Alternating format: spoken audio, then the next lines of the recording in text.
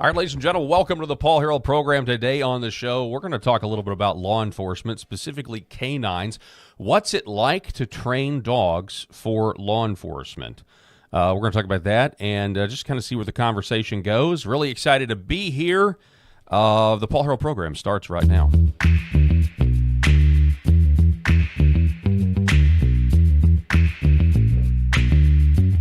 The Paul Harrell program.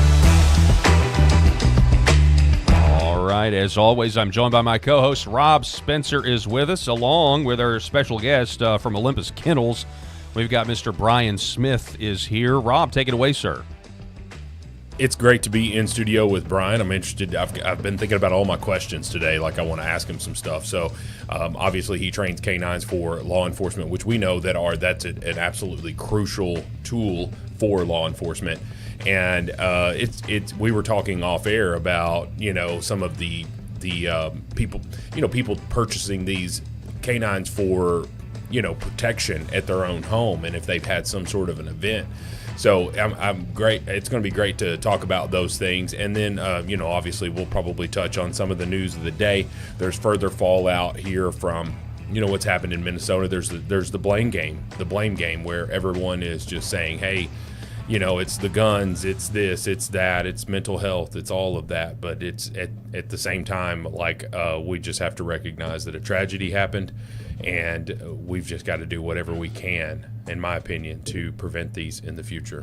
All right, well, let's get to our guest. Brian, how are you, sir? We've been talking off air, and you'll have to forgive us. We're one camera down today, so we don't have our normal third seat camera angle. So Rob and Brian, you guys are sharing the spotlight. We're camera buddies today. But let's just start. So Olympus Kennels is your business. Working Belgian Malinois and German Shepherds. We've got the, let's see here, we got the website we're going to throw up on the screen right there. How'd you get started in this? We were talking earlier, you were originally a game and fish officer, then a police officer. Tell us a little bit about yourself, Brian. Well, I got really interested in the police dogs way back when I first started in law enforcement 150 years ago. I did a short stint at the Perryville Police Department before I left and went to the Game and Fish, and working nights like all rookies do, working the third shift, and we had a multi-purpose dog on my shift, and through that, just working with the canine officer and helping him with the training. People don't realize the training never stops with those dogs. You're continually training, whether you're in the bite suit or you're doing man tracking or just narcotics work. But I kind of fell in love with those dogs at that point in time, and I have been doing dogs. I trained duck dogs for a long time. I actually started when I was a kid. But what's the best duck dog? Like, what breed? I think still probably hands down they're going to be the Labrador Retriever. Labrador. Yeah. Not a poodle. No. Some people tried to say poodles were bred for that. We've got a lab who's never been hunting in his life, but every time it rains, he's just like, where's the mud puddles? Let me run through these things. Like, he does not care at all that it's raining, versus our Great Dane, who is like, it's a little sprinkle. I can't handle it. Yeah, so you got started with duck dogs. Yes. And then you were talking earlier that you were a game and fish officer. So don't hold that against them, all you hunters out there. That's our most viral video is about game and fish, and Yeah, we had a TikTok. We were just reading, and we don't even know if it was real, but we put it on TikTok. It's got like 800,000 views, so it's kind of our largest view. But it was we were just reading a letter. We don't know if the letter was real or not, but it was from some state where the Game and Fish were asking to access this property owner's property to study frogs or something. And so the property owner writes back and they say, we'd be more than happy to accommodate you. We've divided our 2 acres into, 75 plots, and you can apply for a draw for a tag. Exactly. Very much. It was like also the tables. Yeah, that it was and you can apply for the frog permit, and But you got to take a training course on frog attacks. Yeah, all the regulations, and so that's anyway. I Yeah. say that in jest, obviously. But you were saying that 9/11. So you're a game and fish officer. 9/11 happens, and you go to Iraq. Tell us about that. Well,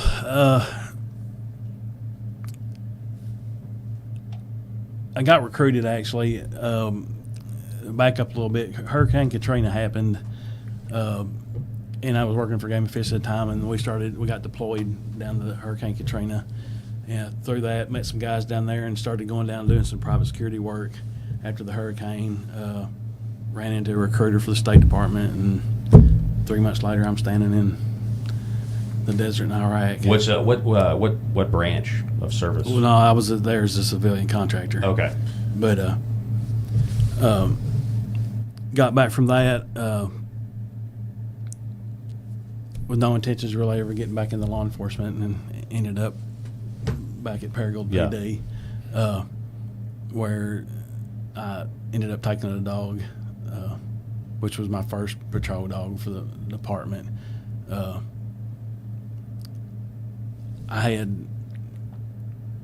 You're working nights at the police department, so you worry about your family being in the home. So I was dabbling in the protection dog side. So I bought a couple of dogs and started training, and the business kind of grew out of that.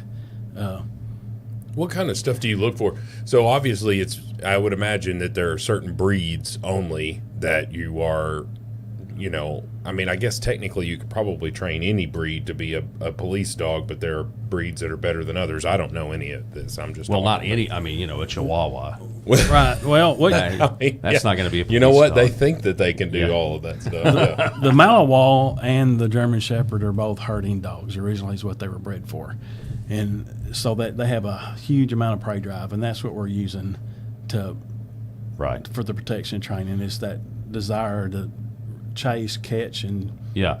Well, bite something. so I when I first met you, because my 13-year-old German Shepherd passed away when we were thinking about getting another dog, and so I was looking for another Shepherd, and I went out to your place and I saw your operation. I don't know, what was this, Brian? 3 years ago, something At like that, least, 4 yeah. years ago, and. You didn't really have any shepherd puppies planned, but you did have some Malinois puppies, and you let me put on the bite arm, and you sicked one of those dogs on me, and I immediately realized that I am not going. I might be a great German Shepherd owner, but I am not cut out for the Malinois life. And so, can you kind of tell us why it does seem like? Correct me if I'm wrong. It seems like German Shepherds are becoming less popular among law enforcement, and the Malinois is that just because the Belgian Malinois is just a superior athlete? in my opinion, yes. There are lots of other police dog trainers out there that would disagree with that. They're more athletic. They're as a breed, they're healthier. You'll get more life. The shepherds are notorious with having hip problems, and when they're riding around the back of a police car, that's a problem. That wear and tear on their hips Up a lot and of down, time. up and down. 7 or 8 years is really tops all you're going to get out of a shepherd. At times you can get more of that out of a Malinois, but I was listening to her one time, and I had a guy describe it like this. If you're running a German Shepherd, you're running a Ford F-350, ton truck. He goes, if you're running a Malinois, you're running a Ferrari. Wow. So that's kind of the difference. You know what I mean? Both Wow. both dogs can get the job done. Yeah. It's you're just getting it done a little faster and a little stronger with a Malinois. I love the dogs because they're hard. I mean, there's no quit in the dog. And they're smart. They're easy to train. German Shepherds are kind of thinkers. Sometimes you ask them to do something for the first time. If they see the picture for the first time, they've got to kind of stop and figure it out. And Malinois don't care. They're just going to dive off in it and figure it out in the air on the way. Wow. But So do you get they're Belgian Malinois? Where do you get them? primarily right now, all my dogs are coming out of the Czech Republic. From overseas. Oh, You're- yes, you're all- bringing all- them from yes. overseas. You're talking Yes. about the bloodline is pretty valuable in this business, Yes, right? yeah. Tracking genetics. Genetics are like with everything. Genetics are everything. Are there? There's a people don't understand the difference between the way we do dogs in the United States. You know, if you get to a male and a female dog and you want to breed them and you breed them and you have puppies and you sell puppies and it can be a terrible dog or a worse dog. In Europe, they've got standards. They dog sport over there like we do football and baseball over here. I mean, every weekend there's hundreds of dog sports going on. People are participating, and to breed a dog, you've got to go get for a state-sponsored judge, and the dog's got to be approved for the breeding. And if you get caught breeding So it's- outside of that, yeah. it's a big deal. Highly regulated It over is, and so you're getting a totally different animal out of Europe, and I've sitting around, and of course we're trying to network. You know, you're trying to build your program when you first get started, and network through social media. And I just got, I hate to say lucky, but I found a canine officer in Czech that was kind of doing the same thing we're doing. You know, and she's actually a third generation breeder, and so we've been doing business together for, I don't know, 10 or 15 years now. But it's turned into a really, really big deal. We've got a whole network of breeders that's breeding dogs for us in Europe, and we're literally able to bring in the best bloodlines in the world. You'll see a lot of our police dogs throughout the United States that'll be half brothers or sisters to our breeding females. Yeah, and right now you've got dogs that you have sold that are. I mean, I know they're here locally in Arkansas. You're telling me, you know, there's people that maybe want them for personal protection or maybe their business, like. You might think like a jewelry store, right? Might want a dog. Right. Yeah. Sissy's Log Cabin here in town locally has a. Matter of fact, I just stopped by on the way up here and saw Hammer's his name, but just to be clear, I do not sell police dogs. That I've got a buddy in that business, and I leave that to him. Okay, well, so we may misrepresent, but, Right, but in the past though, Right, where right. you were doing this in the past. right? Well, I've helped train. I got you. I got you. Yeah, but So now it's more for personal it protection. is. Everything on my and- side of the business is totally Yeah. protection dog Okay. related. So, you know, and our business model is, you know, we were talking earlier. A lot of the people that are buying our dogs have kids, you know, small kids, and so we sell puppies. So we raise the puppies. They go home with our clients, and then they come back to us for training. You know, typically we bring them back for 30 days at a time. We can bring them back at 6 months, 9 months, and 12 months. And but And that how long, allows when you bring them back, how long do they 30 days stay for with each, you? Okay. yeah, 30 days for each session. And the reason we break that training up, you know, I've had some people say, well, just take the dog for 3 months at a time. Well, as we progress through our training, we're putting a lot more pressure on the dog each time they're there, you know. Mm-hmm. And by like the third month of training, you know, we're doing gunfire. The dog's learning to fight through gunfire, just all kinds of stuff. You know, probably our dogs are over the top for a personal protection dog, but everything that we do through my military experience and my police department experience, I keep all my training. I've got one eye on what it takes to work on Yeah. the streets, you know, because you don't never know what a family's going to, you know, if you're sitting in a line of traffic in Memphis, you know, you minding your own business, blocked in 4 lanes, and you can't, you know, I'm going to tell everybody to drive away from danger if you can, but if you're stuck and you can't, you don't know what situation you might be in. 2 gangs get to shooting at each other across the street. Next thing you know, you're in the middle of it, and your dog needs to be able to perform in any situation that gets into. And that's our goal, is to build you a dog that can do that. How much training do you have to give to the you know, so you're spending 30 days at a time with these dogs. Like, how much training do you have to give to the family? Well, that's a really good question. The amount of, you know, there's a certain time period when we first get the dog, and we got to get the dog. I always tell everybody, I laugh and tell them, they're like, well, when can I start coming back and training with the dog? I'm like, well, it depends on how long it takes me to wash you off the dog. You know, it depends on how rotten you've got the dog. Yeah. You know, so a lot of our clients, that depends on whether the clients are local. I don't sell a lot of dogs.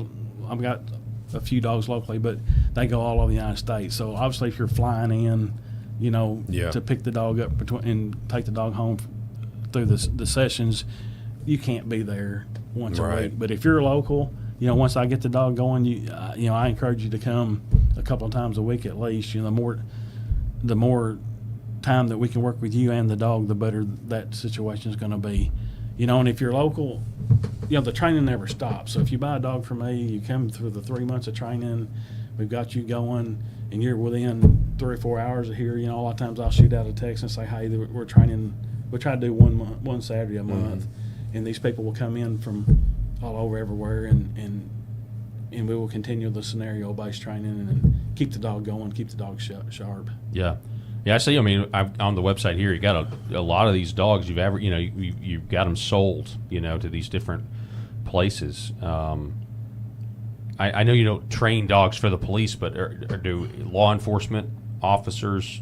I mean, or FBI, or does anybody ever bought? We seem to have found the niche in the federal law enforcement market as far as for their, the officers' personal dogs. Yeah, we sell a lot of dogs to FBI agents and. Yeah. I think I've got a few videos here. Hang on, let's see if we can throw this up. Look at this right here. And now, who is this? This is Maverick. This is my personal dog here. I'm standing in water about chest deep, so this dog is not touching the ground here.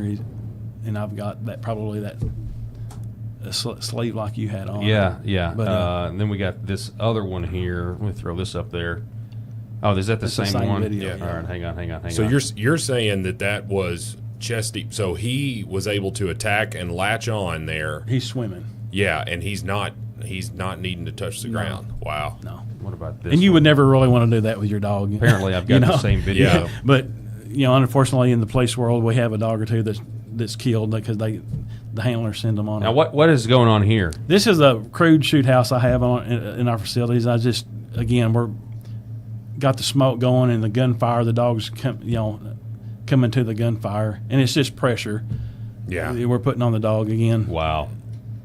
And you're trying to get him used to that, yes, gunfire. and I'm continually shooting while he's biting me, and he has to ignore all that. This is Maverick again, and this is a typical vehicle. If we were in the police world, we'd have a long line on him. We'd send the dog through the window, and then we would drag you and the dog both out of the vehicle. Keep that, Paul. Yeah. So you're saying right here. So I see a lot of stuff. Number one, your face is exposed, and your hand is exposed. Yes. Because he's going for that arm, and you feel pretty confident that he's going to get that arm only, and not your hands. Do you ever get a little nick on it? See all the Oh, scars? wow, look at these scars. Yeah, gnarly, I don't man. really have feeling in my. That is gnarly. Forearm, I yeah. can tell from here. Yeah, That's and that's from going through the suit. You'll get tooth. Yeah. Where it's, Yeah. So, I know the bite strength of Malinois and Shepherds are strong or whatever. Right. But you have to train them to bite harder. Like, so if you get bit by like a normal, let's say if you get bit by a German Shepherd that's not trained, is there a process to make them bite harder? There is a lot of dogs that unlike a wolf or something that's been hunting its entire life. A domesticated dog. A lot of times when they bite, again, it's not natural for them to bite a human being. Mm-hmm. You know what I mean? And they probably don't know how hard that they can But- actually bite. They're biting. You'll get a frontal bite with just the front canines. Yeah. Yeah. I would say that we train the dogs to go back to the very back of their mouth is where the hinge is, and that's where all the power is generated. But realistically, in our breeding program, we're looking for dogs that do that naturally. Right. I mean, yes, there are some things that you can fix in that, but I don't have time, or nor do I want to continue to breed a dog that's only biting like half bite or whatever. In that picture there, the dog looks like he's a little shallow, but actually it's the arm angle. If you can see that picture from the other side. Oh, I see that, yeah. It's completely full on the other side, but Yeah. Your sleeve looks like it's pretty close to the back of his mouth there. It looks Especially like on the he- other side. yeah. Yeah. but and again, that's a kind of a difference between our training. We train for real world things versus dogs that people are doing sport Right. dogs. They're interested in that full perfect bite every time. well, if my dog comes, if I have to send my dog in your vehicle, or maybe I'm getting gas and somebody's jumped in my vehicle and my kids are in the car, and I send the dog back in, I don't really care that he gets a full. I want you bit. You know what I mean? And when the guy's thrashing around, he might get a half bite the first time, but he's going to and that's where the training comes in. He's going to adjust and then go to a full back of the mouth bite, and that's where all the pressure comes from. But so you're simulating a lot of stuff. I noticed, like, get that dog out of here, like what somebody would be saying, right? You're trying to mimic all of those things. And if they've got something in their hand, they're whacking that dog. They're trying to do everything they can. Like, how much pain, how much, like, do you, I guess, well, I don't know. Do you train for pain tolerance? I mean, or is as far as the dogs? Yeah. No, absolutely. Yeah. We don't want to brutalize our dogs, but like the bamboo stick that I had in that last video, we will actually strike the dogs with that. And we start out, again, you're building that pressure in layers. So as a puppy, a lot of times I'll have a dog up on the table and the dog's biting me, and looks like I'm whacking him with a stick. Well, I'm really whacking the harness that he's got on, or maybe the buckle. That's kind of my favorite spot, is to hit the buckle, because it causes a reaction with the harness, but I'm not physically hitting him yet, or I'll hit the strap that's tied to it, because he feels something, but I'm not really striking him. But as he gets older and more confident, he can handle that direct stick strike, and we're not going to hit him with a piece of rebar, but those bamboo sticks are hollow and they're slatted, so that they make more noise than they do hit. But we'd absolutely train them for that. You're not going to beat one of the dogs off trying to hit them. For one thing, you're going to be in so much pain that's probably the last thing on your I mean, I've mind, always tried to describe it like you can't outrun these dogs, especially not the Malinois. But I mean, imagine I don't know what's the average weight for some of these dogs. Well, that's actually the Malinois there's a variant, a pretty wide range. A 40-pound Malinois in Europe is pretty common. I actually breed them a little bigger here, because everybody, when they think about a protection dog, they're thinking about a 100-pound German Shepherd. And I've had some people see some smaller Malinois, and they're like, "That's a protection dog," but little Velociraptors. Yes. Well, I just got a female in from Czech. She's about 10 months old now. She's going to be lucky if she weighs 40 pounds when she's done growing. But I'm telling you, the bite pressure that little old dog generates, and she's like a little Tasmanian devil. But I've always tried to tell people, if you're running from a dog, full speed, you're trying to get away from the cops or something, and let's say you've got a 70-pound German Shepherd, and then all of a sudden you have an extra 70 pounds on one half of your body. Yeah, absolutely. You're going down, right? Like, it's just a sudden, you got 70 pounds of live weight, The dog that was jumping off the dock while ago, that's my personal dog, Maverick. He's 80 pounds. Okay. His dad's 90 pounds. But, you can't stay on your feet when either one of those dogs hit you. I mean, it's especially Maverick is wicked smart. He'll come in and bite you on the back of the leg, and then he literally wraps his legs around and sweeps your legs, and you're just face planting. Wow.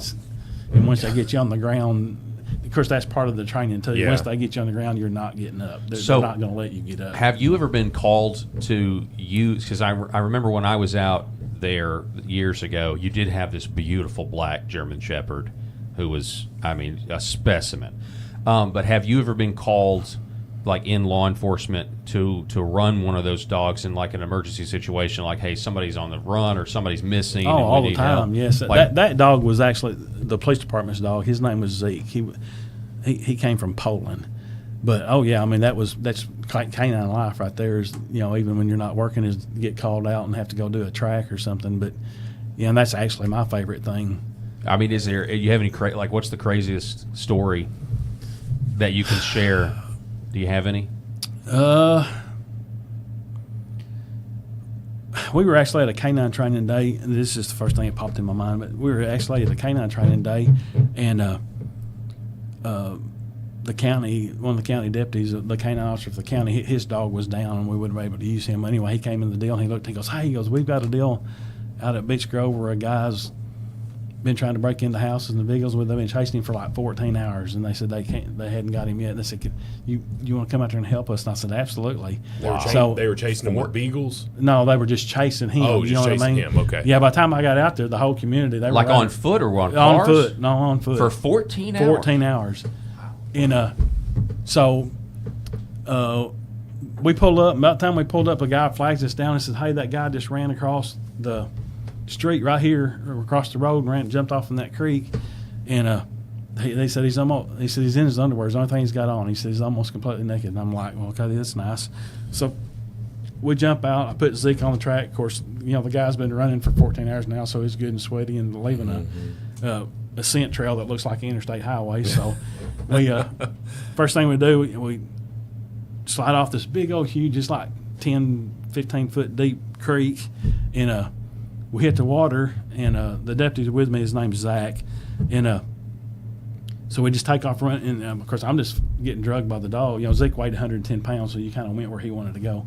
And he's on a long line, and he's going down the creek again. Zach goes, "Well, you sure we're on the trail?" Well, oddly enough, you could see bubbles coming up from where he had ran through the water. He was smart enough to stay in the water, thinking he would throw the dog off, and but the dog, that bubbles come up and they pop on the water. That census laying on top of the water, Oh, wow. and so the dog is going straight as a string down that creek, just back and forth through the curves. And anyway, we come up on the ground. And I actually through the vegetation, we could see the guy pop up and run out into a field, and I just unhooked Zeke because he was going through the briar thicket where I wasn't going through there. I unhooked him and sent him, and ran up another up the bank, and the guy's running across this field, and he turns around and looks at big old Zeke coming across the field, and he stopped and throws his hands up, And so I told Zeke to lay down, plots as the German command, and he just hits the ground and slides right up to him, and Zeke's just slobber going everywhere. He's like, "You just give me a chance, Yeah, exactly. buddy." Give me an excuse. So we get back there, and I'm like, "Dude, if you want to keep running, that'll be a great time, just to take off." He's like, "I ain't getting dog bit," and I'm like, Yeah. So anyway, so we cuff him up, and I'm like, looked at the deputy, and I'm like, "What have y'all been doing all night?" Because it literally took us like 15 minutes I after could we have got saved there. y'all. Could have saved y'all versus 14 hours. 15 minutes. Wow. Yeah, and that guy probably, if the guy was being caught running for 14 hours, he's probably feeling pretty good about his chances at that point. But Thinking that he was pretty high on methamphetamine. I'm Oh. not sure. I'm not sure he was. What if he was feeling anything? Yeah. Little But, chemical advantage. Well, lucky for him, he had the wherewithal to throw his hands up, or that dude would have. I mean, Oh, if he yeah. had kept running, he's gone. Right? Then we had another deal where a trooper started hollering for help down on 49 South, right there about where the car dealerships are, just outside of Perigold. And I pulled up to see a guy. He tried to take him into custody and got away from the trooper and was running across a field. And so I sent my dog after the guy, gave him the bite command, but they were in a bean field. And of course, you got to realize, you got to look at things from their level. They're not standing up seeing. I'm sure all he was seeing is beans, but it was a kind of a training issue that I had learned to train for after that. But I couldn't get hit. The guy was like 100 yards ahead of us, and I couldn't get the dog's head up to see the guy running. And so we ended up just tracking it, even though I could see the guy running away.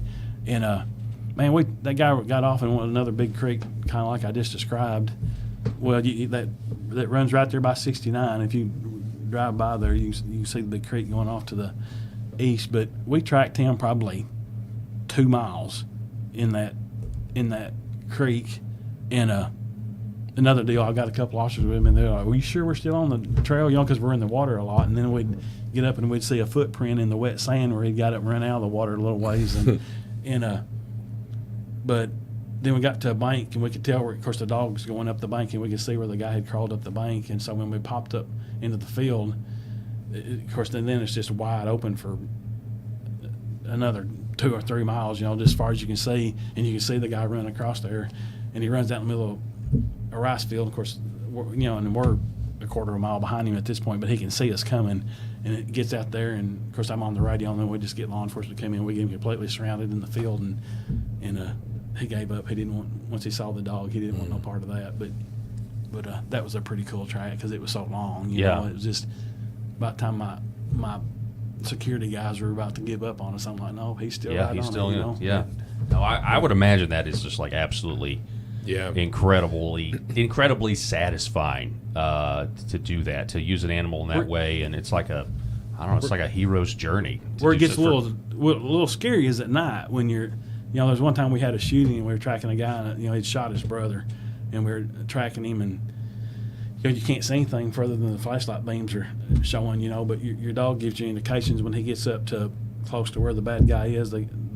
They'll slow up and they'll bring their head up from scent tracking along the ground. They throw their head up and their ears will line up, and we call that a proximity alert.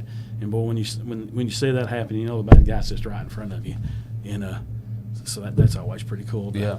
Wow. Do you get nervous? If obviously if you're tracking a suspect and they've got a gun, and they've already shot someone. I mean, do you feel a little nervous for your dogs about, like, what if they get a shot the in dog? on him? Yeah, I mean that's always a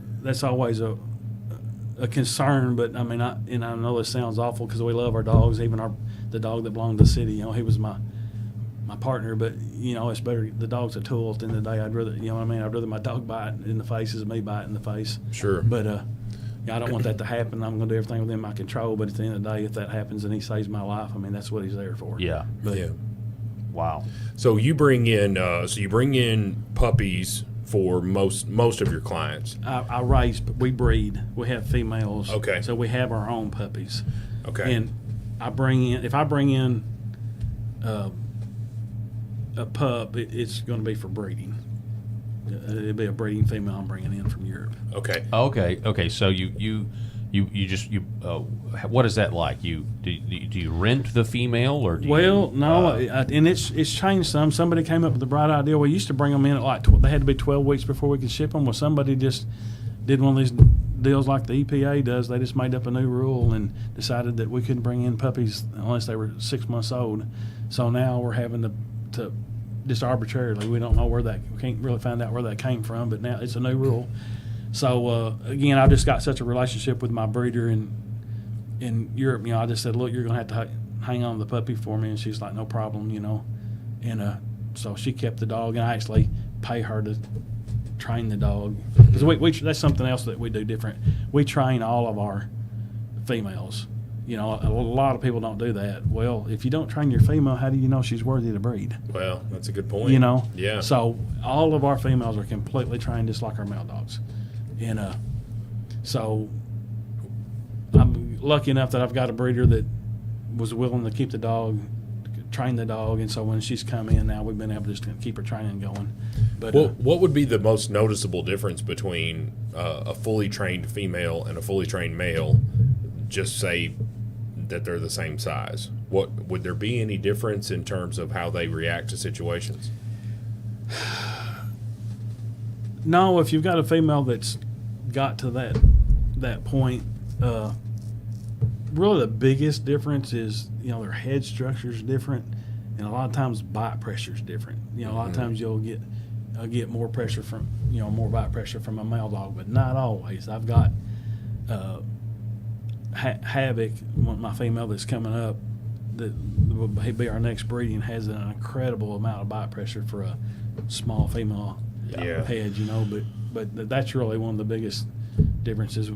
So, tell me about your business in terms of, is it blowing up right now? Are you super busy? And if somebody wanted to get a protection dog trained by you, what's the process like, and what's the lead time on that? I imagine you've got a lot of puppies spoken for. Well, again, I do this, and this might be a bad business model, but I normally do not take. I have people that every day call one and put deposits on puppies. I don't take deposits ahead of time. I know a lot of people sell puppies years in advance. I'm not going to do that. I want my puppies on the ground. I'm going to see what I got, and once they're here, and I know how many males and how many females I got, then I start taking deposits. What was the second part of your question?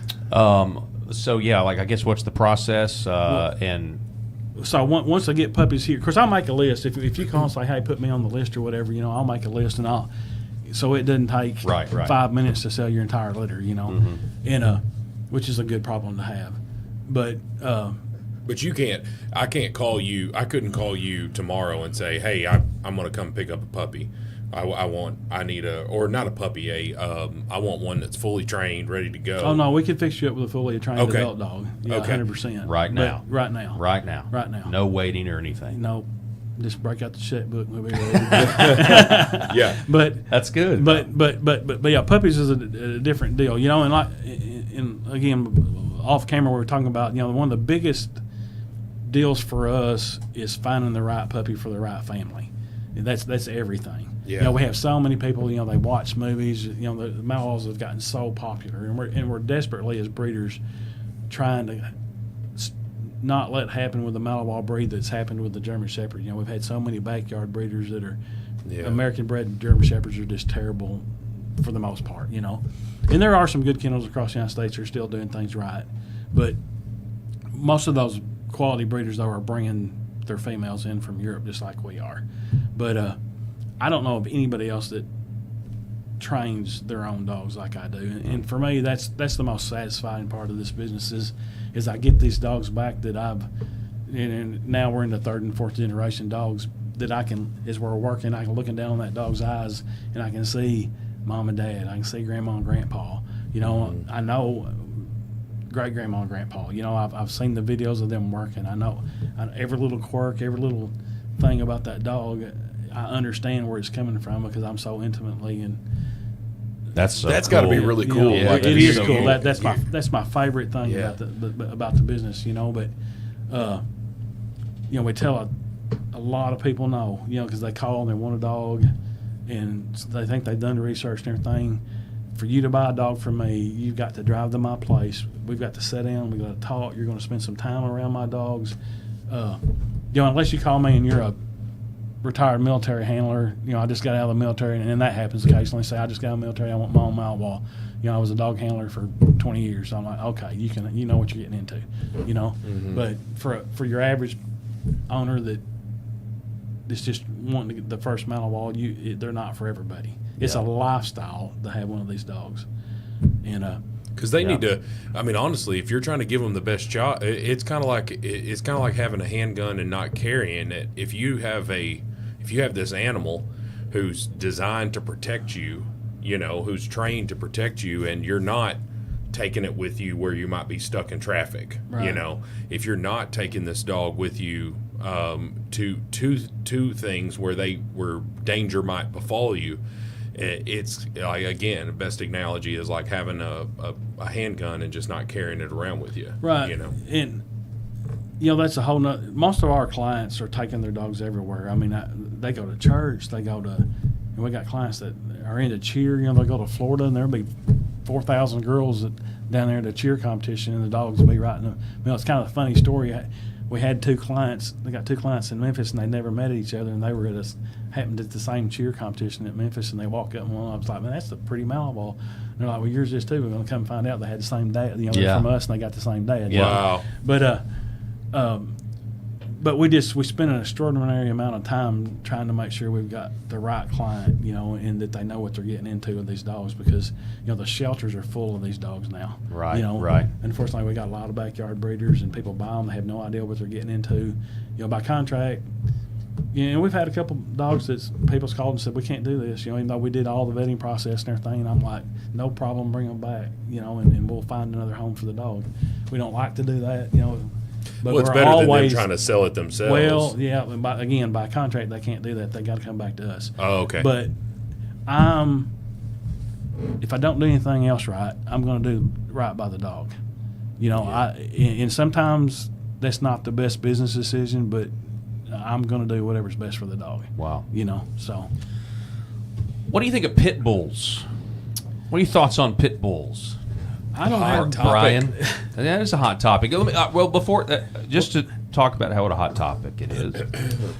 This is a story from July 28th of this year. We'll throw this up on the screen. Man killed, saving wife from vicious dog. Memphis, Tennessee. Man was mauled to death by two stray dogs outside his Parkway Village home Monday morning. Man's wife was also attacked by the pit bulls. Neighbors said had been roaming the area. So I did a little research on this.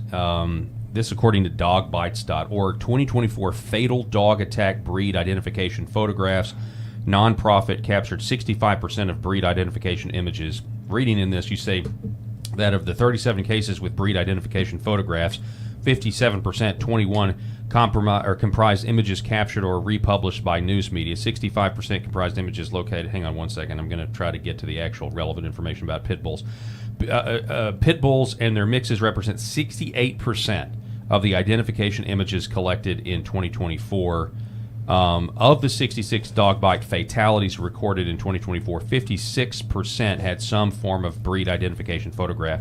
So, I mean, there's a lot of information here about the fatalities, not just biting, but pit bulls, and they're a smaller percentage of dogs, and yet they have a giant percentage of fatalities and bite marks. When I was still at the police department, we used to have two files. We had a pit bull file, which was about this thick, and we had all other breeds that were about this thick, if that tells you anything. Yeah.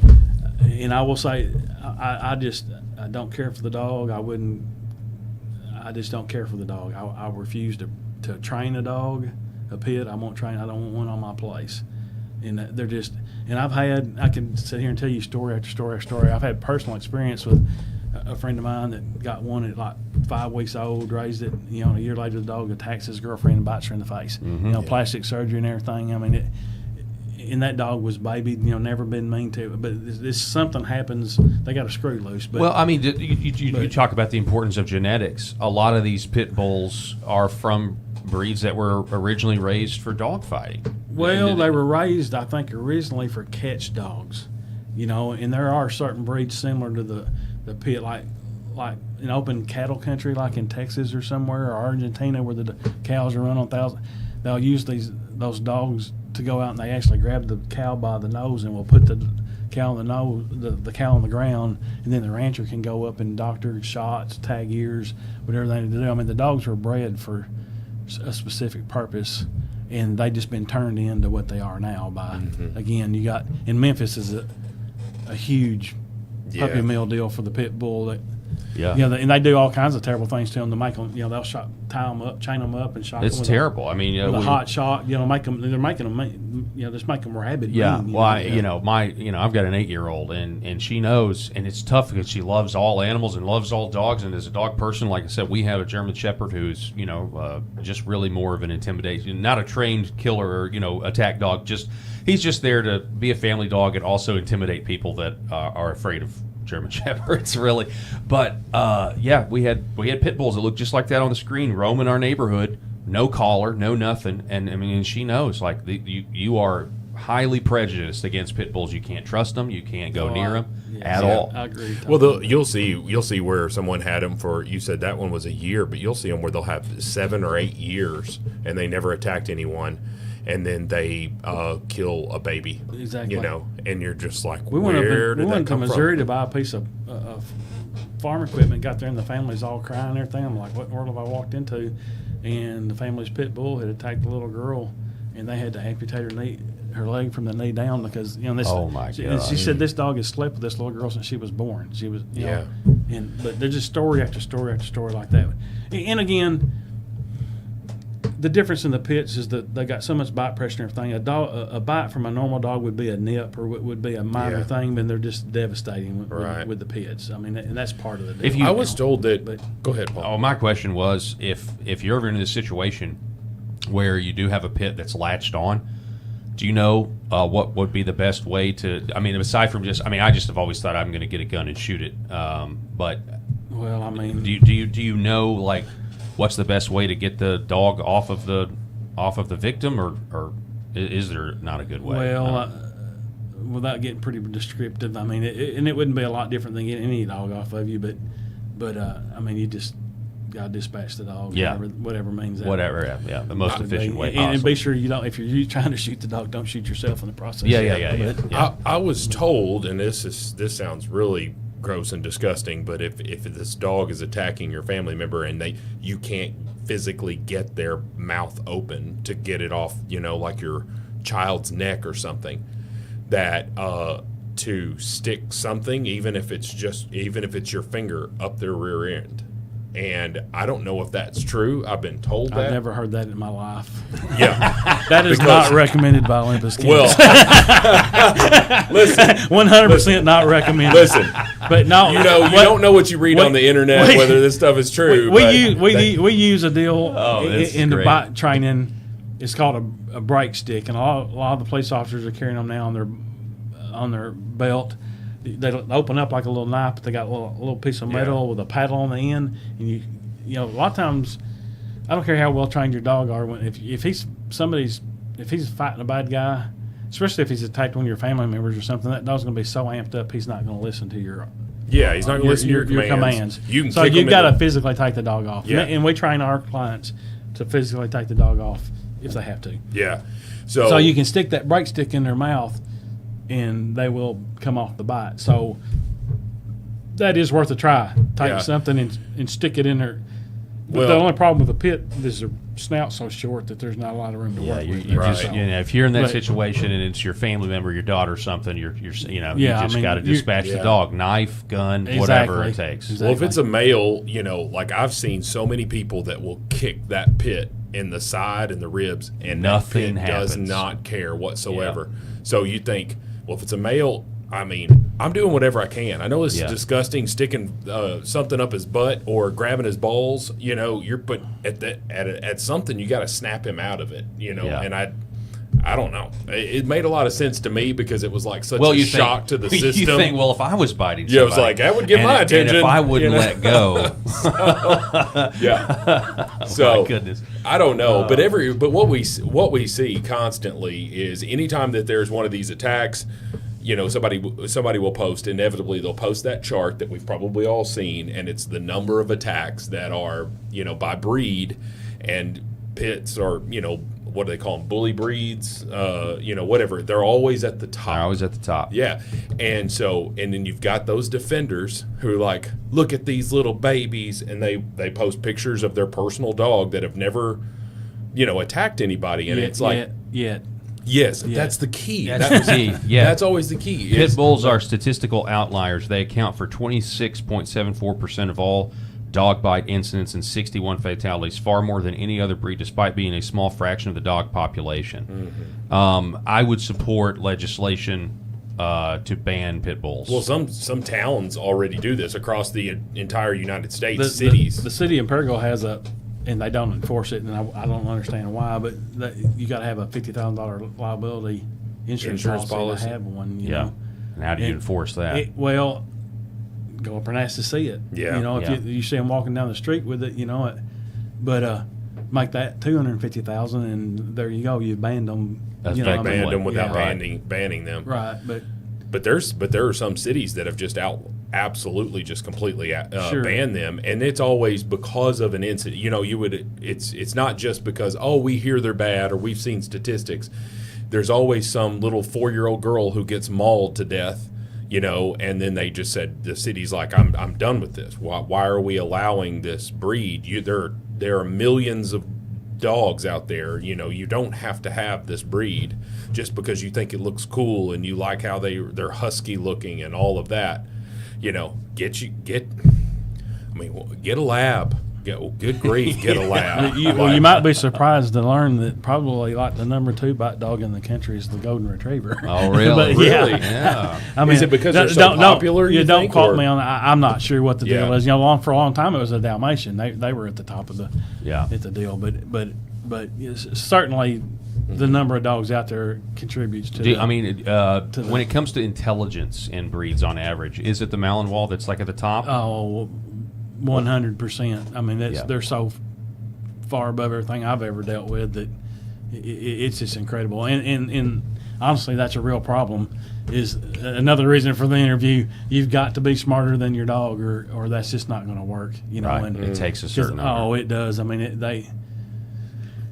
we upset a lot of people. We tell a lot of people no. Probably 10 people to every one we say yes to, we say no to. And, Wow. and I mean, but again, I just don't want that situation to. Again, I'm going to do whatever's best for the dog. Yeah. Yeah. And we in the past we have done German shepherds, and we kind of got away from that for a while. and I do train. We train. The training side is kind of a different side from the breeding, so we train some outside dogs when we have, meaning dogs that didn't come from us, when we have time.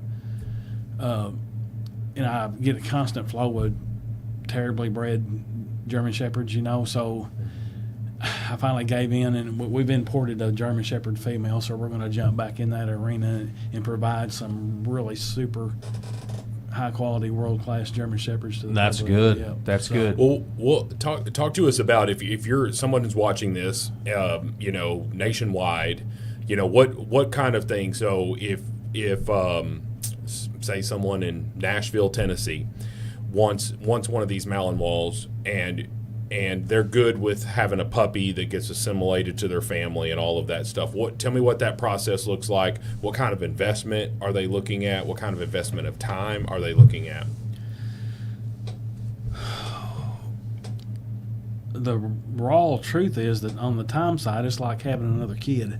I mean, I could sit here again. You're never going to hear that from another breeder, probably, but that's the truth. Yeah. I mean, they take that much time, and what the deal is, and there's a misunderstanding out there. People call me and they say, "Well, I'm willing to go out and throw the ball and do this and all that." The Malinois are so smart. It's not just about, yes, there is an aspect to they've got to burn off enough energy, but these dogs are so smart mentally that if you don't keep them challenged, they get bored, and when they get bored, they get destructive. That's when you come home, and I've never had this happen, but I see it all over the internet where the couch is eaten, or there's a hole in the wall, the dog's chewed through the door or something. Well, that's just Malinois that are not getting what they needed, and kids are a lot the same way. Yeah, yeah. Right. But And again, I just reiterate, that's why we went with a German Shepherd who, conforms to our lifestyle. He gets some exercise, but for the most part, he's happy to just lay around and look out the window.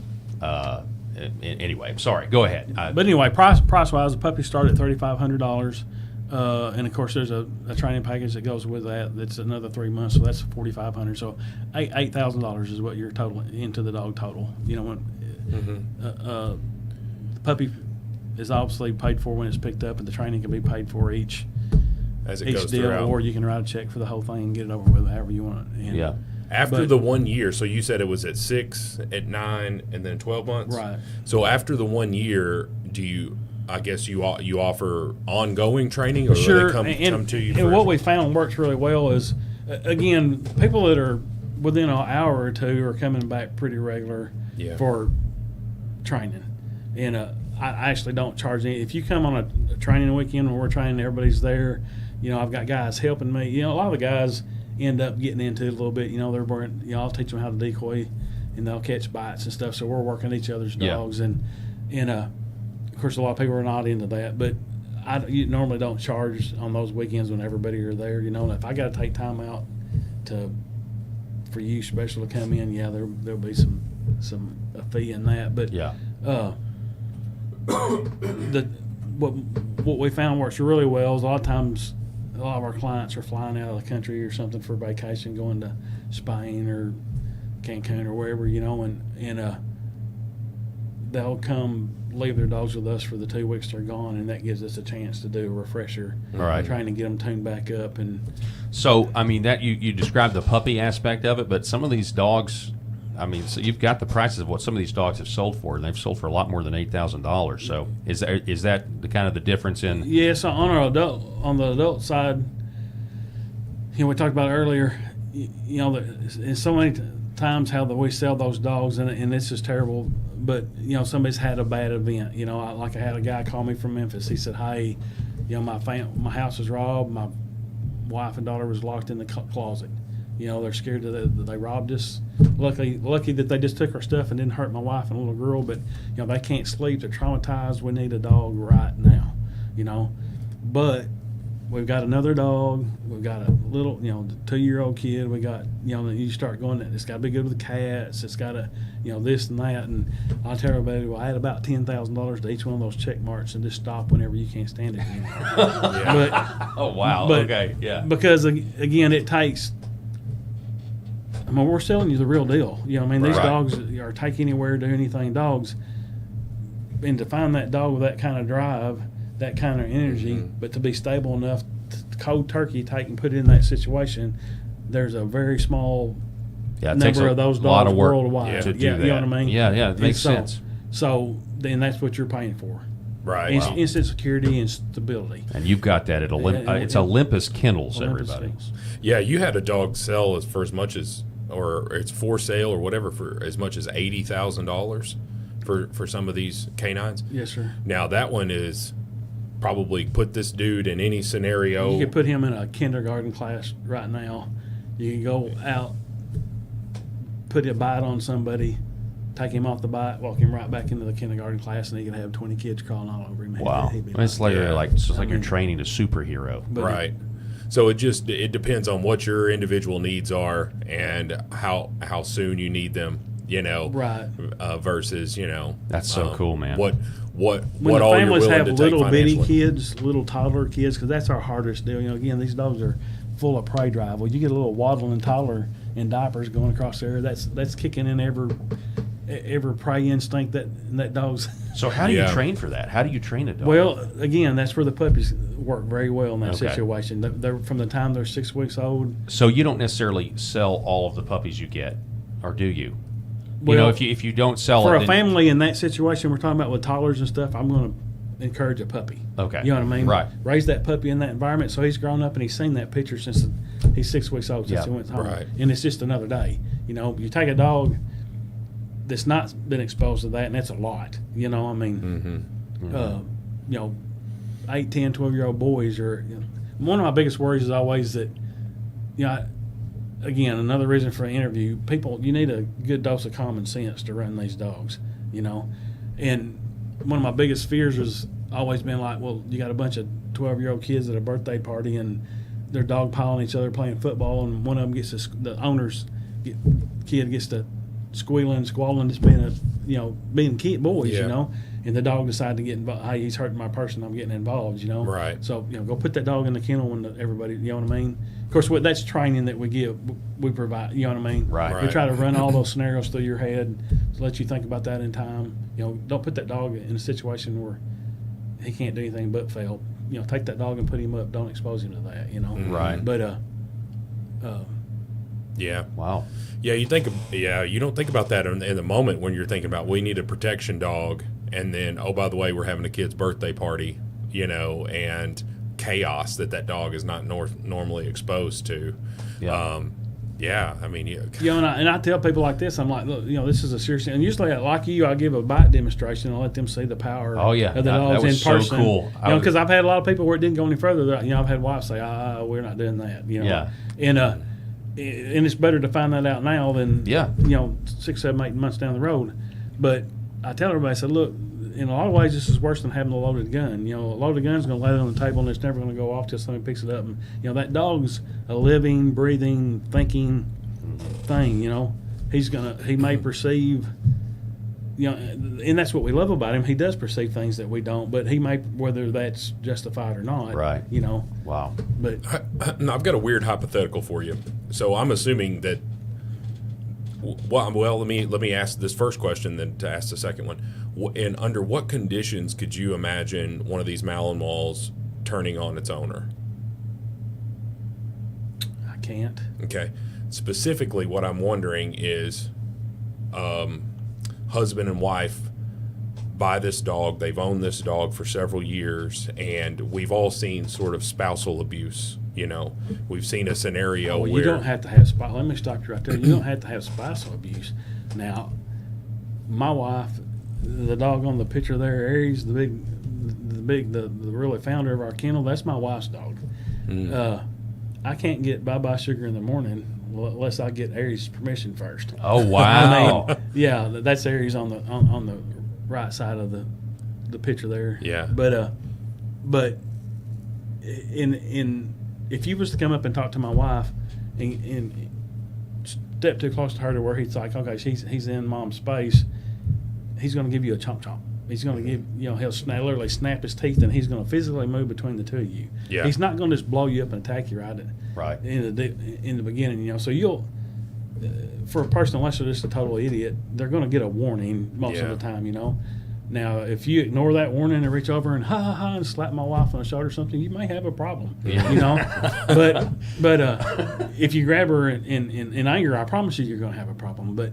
But yeah, and that's something else. That's another scenario. I tell my kid, like, if you're going to spank your kids, discipline your kids, you need to put the dog up before that happens, because again, you don't want to get the dog involved. Again, it's just common sense. You know what I mean? Right. That these Malawas, that's another thing that we love about the breed.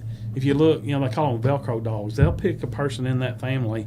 I just left Sissy's Law's cabin a while ago. Joe was telling me his little 4 or 5 year old girl was in there, and I was petting Hammer's their dog, and she goes, "That's my dog." And boy, Hammer heard her. He left me and went right in there, and he said, "That's his person." That's who he's attached himself to. And that's normally what we see within the family. The dog will pick somebody, whether it's mom, dad, or one of the kids, and they're just so attached to their owners. Wow. It's there's a connection, and that's another thing I love about the breed. There's a connection there that you just don't see across the breeds. Well, Brian Smith, we really appreciate you coming on the program. I thought this would be an interesting conversation just because you came to my mind, because I remembered coming out there all those years ago and seeing that the operation that you have, it's extremely well run and it's impressive, and I really appreciate you coming on the show. It's been fun. Thanks for having me. Yeah, absolutely. Rob, you got any last words? Man, it was really cool. I mean, I think we were planning on talking about this and maybe going over some news of the day, but this took the whole hour, and it was really cool. You're asking sometimes probably some of these elementary questions, but I would imagine that some of the viewers out there had the same questions that you or I had.